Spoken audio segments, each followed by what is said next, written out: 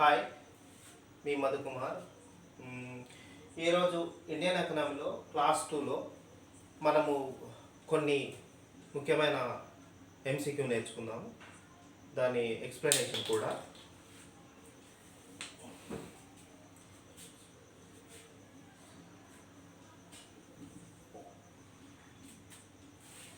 భారతదేశంలో జాతీయ ఆదాయాన్ని ఎవరు లెక్కించారు? ఫస్ట్ భారతదేశంలో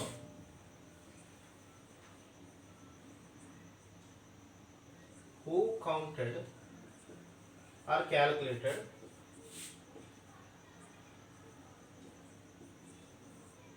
national income in India? In India. Answer వచ్చేసి Dadabhai Naoroji. Dadabhai Naoroji.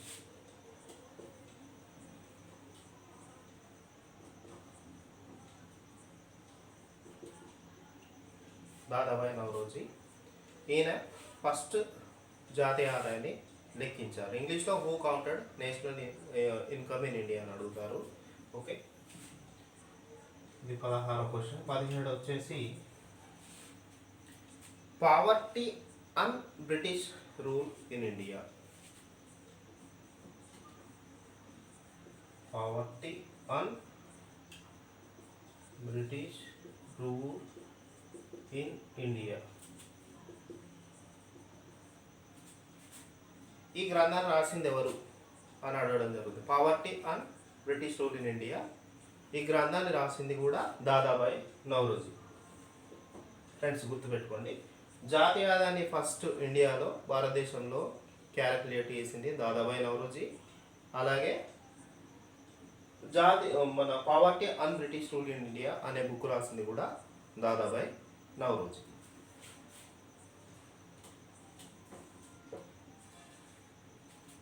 Planned economy for India. ఈ book planned economy for India. Planned economy for India అంటే భారతదేశంలో ప్రణాళికలు దాని అనే గ్రంథాన్ని రాసింది ఎవరు అంటే సర్ మోక్షగుండం విశ్వేశ్వరయ్య. ఈయన చాలా ప్రసిద్ధి చెందిన ఇంజనీర్. నిజాం కాలంలో కూడా మనకు ఉస్మాన్ సాగర్ అనే మూసీ నదికి వరదలు వచ్చినప్పుడు దానికి ప్లాన్ హైదరాబాద్లో కూడా ప్లాన్ చేయడం జరిగింది. చాలా పెద్ద ప్రసిద్ధి చెందిన ఇంజనీర్ ఇండియాలో. ఈయన ఈ బుక్ 1934లో రాశాడు. మోక్షగుండం విశ్వేశ్వరయ్య. విశ్వేశ్వరయ్య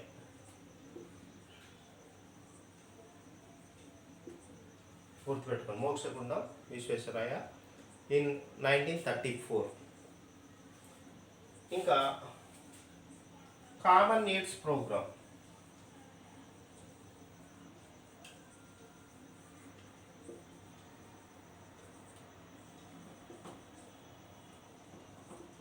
ఈ కామన్ నీడ్స్ ప్రోగ్రామ్ అనే పథకం అంటే తెలుగులో కనీస అవసరాల కార్యక్రమం.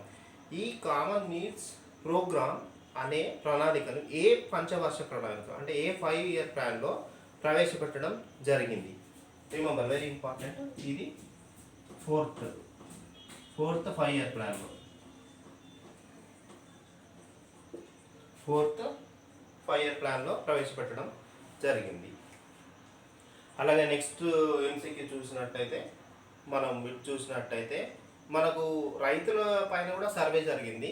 భారతదేశంలో మొదటగా ఫార్మర్స్ అంటే రైతుల జనాభా ఎంత ఉందో అది ఎప్పుడు ఏ ఇయర్లో తెలుసుకున్నారంటే చూద్దాం. Farmers population calculation.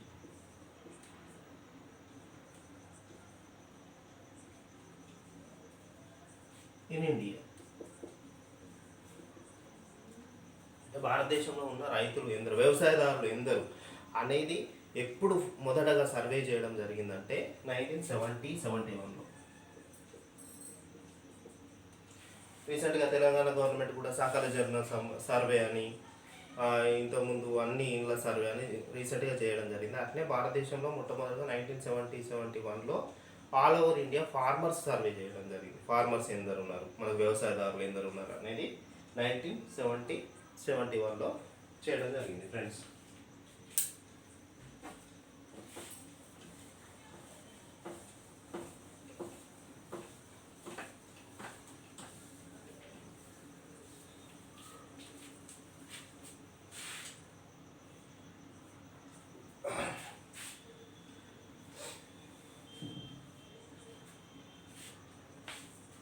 గ్రామీణ బ్యాంకులు ఉంటాయి కదా, రూరల్ బ్యాంక్స్, ప్రాంతీయ బ్యాంకులు అంటారు, రూరల్ బ్యాంక్స్ అనేవి ఉంటాయి. ఓకే, ఆ రూరల్ బ్యాంక్స్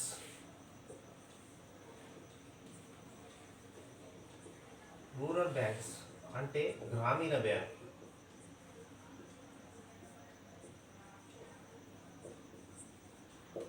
ఈ గ్రామీణ బ్యాంకులు అనేవి ఇండియాలో ఏ సంవత్సరంలో స్టార్ట్ చేయడం జరిగింది? అంటే గ్రామీణ బ్యాంకులు అంటే మనం ఎగ్జాంపుల్ మనము దక్కన్ గ్రామీణ బ్యాంకు, నాగార్జున గ్రామీణ బ్యాంకు, శాతవాహన గ్రామీణ బ్యాంకు, ఇవన్నీ గ్రామీణ బ్యాంకులు. అంటే ఇది ఏదో ఒక జాతీయ బ్యాంకుతోని అఫిలియేషన్ అయి ఉంటాయి, అనుసంధానమై ఉంటాయి. ఎగ్జాంపుల్ మనము తెలంగాణలో ఎక్కువ దక్కన్ గ్రామీణ బ్యాంకు ఉంది, ఇది ఎస్బీఐతోని కొలాబరేట్ అయి ఉంటుంది.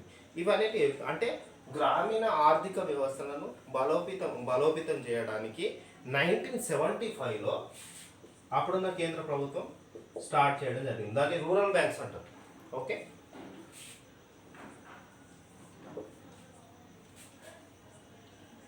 అలాగే మనకు 1969 ముందు చాలా బ్యాంక్స్ ఉండేవి. ఆంధ్ర బ్యాంక్ అని, కొన్ని పంజాబ్ నేషనల్ బ్యాంక్ అని కొన్ని బ్యాంకులు ఉండేవి.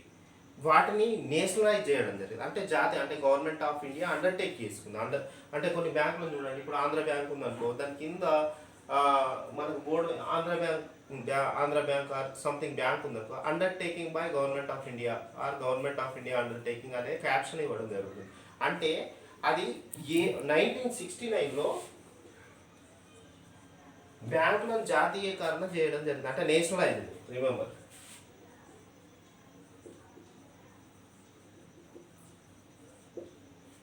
in which year the banks are nationalized in India in 1969?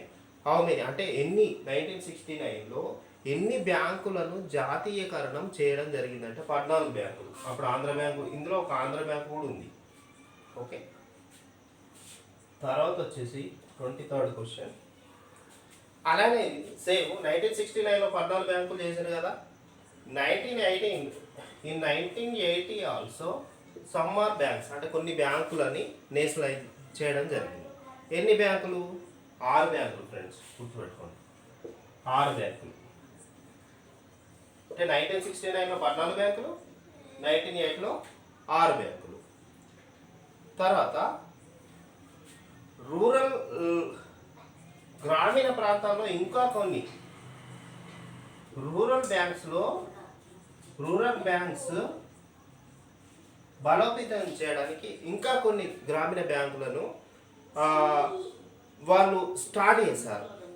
ఎప్పటి నుండి అనేది మనం చూసుకున్నట్టయితే 1970s డికేడ్లో దానికి ప్రియారిటీ ఇవ్వడం జరిగింది. అంటే గ్రామీణ ప్రాంత బ్యాంకులని ఇంతకుముందు చూసుకున్నట్టయితే మనం 1970 డికేడ్లో వ్యవసాయదారులకి, అంటే గ్రామీణ ఆర్థిక వ్యవస్థలను బలోపేతం చేయడానికి 1970 డికేడ్, అంటే ఆ దశాబ్దంలో గ్రామీణ బ్యాంకులను బలోపేతం చేయడానికి చాలా గ్రామీణ బ్యాంకులని స్థాపించడం జరిగింది. అది ఏదో ఒక దగ్గర ఉన్న నేషనల్ బ్యాంకుతోని అనుసంధానమై ఉంటుంది. ఎగ్జాంపుల్ దక్కన్ బ్యాంక్ గ్రామీణ బ్యాంకు ఆర్బీఐతో, ఎస్బీఐతో. ఓకే, అలాగే చూసుకున్నట్టయితే ఎస్బీఐ స్థాపించిన సంస్థ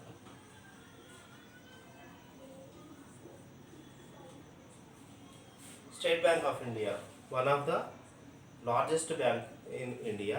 ఓకే, బ్యాంకులో చాలా పెద్ద బ్యాంక్ ఇండియాలో. ఎస్బీఐని స్థాపించిన సంవత్సరం ఎన్నో సంవత్సరం అంటే గుర్తుపెట్టుకోండి ఫ్రెండ్, 1955. ఓకే, 1955లో ఎస్బీఐ స్థాపించడం జరిగింది.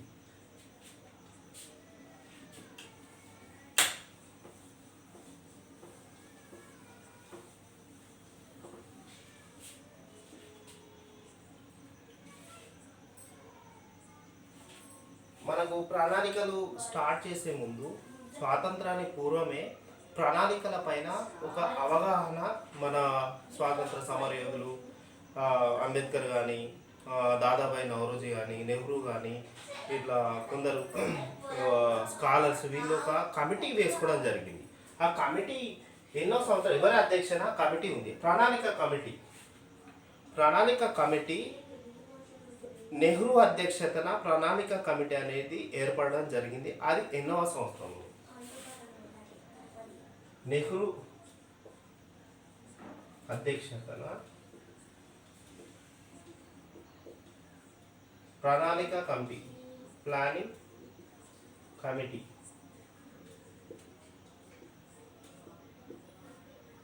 ఏ సంవత్సరంలో స్టార్ట్ చేయడం జరిగిందంటే అది 1938లో. అంటే 1930 స్వాతంత్రానికి బిఫోర్ ఇండిపెండెన్స్ 1938లో నెహ్రూ అధ్యక్షతన ప్రణాళిక కమిటీ అనేది వేయడం జరిగింది. గుర్తుంచుకోండి ఫ్రెండ్స్. అలాగే వాళ్ళు ఏం చేసినప్పుడు ఈ ప్రణాళికలు అంటే 5 years మనకు ఎలా బ్రిటిష్ వాళ్ళు మనకు స్వాతంత్రం ఇస్తారు, స్వాతంత్రం ఇచ్చిన తర్వాత మనకు 1938లో మనకు అప్పుడే 1938లోనే వాళ్ళు ప్రణాళిక సంఘం అవసరం, విశిష్టత గురించి చర్చించుకున్నారు. సో ఫస్ట్ ఈ ప్రణాళిక సంఘం, ప్లానింగ్ కమిషన్ ఇంగ్లీష్లో,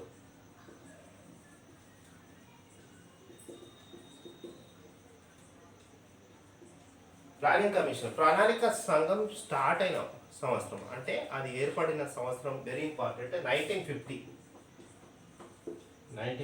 ప్రణాళిక సంఘం. ఓకే, అలాగే భారతదేశంలో ప్రణాళిక సంఘం ప్లానింగ్ కమిషన్ స్టార్ట్ అయింది 1950. బట్ ప్లానింగ్ అనేది 5 year ప్లాన్స్ ఎప్పుడు స్టార్ట్ అయినాయి ఇండియాలో? 5 year ప్లాన్స్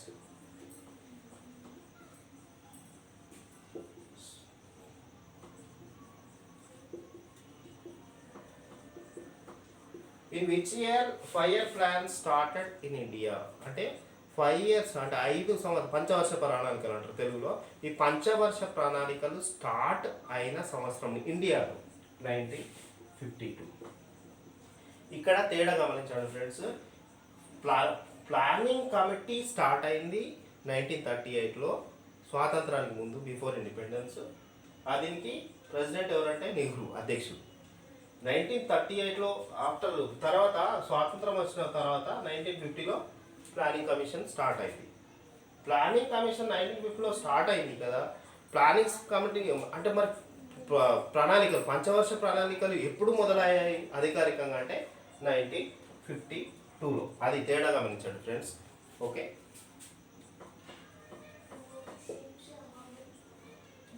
ప్రణాళిక సంఘం అధ్యక్షుడు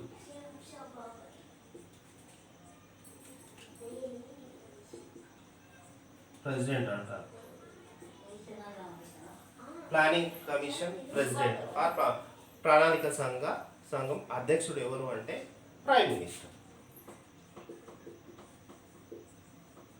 ప్రధానమంత్రి.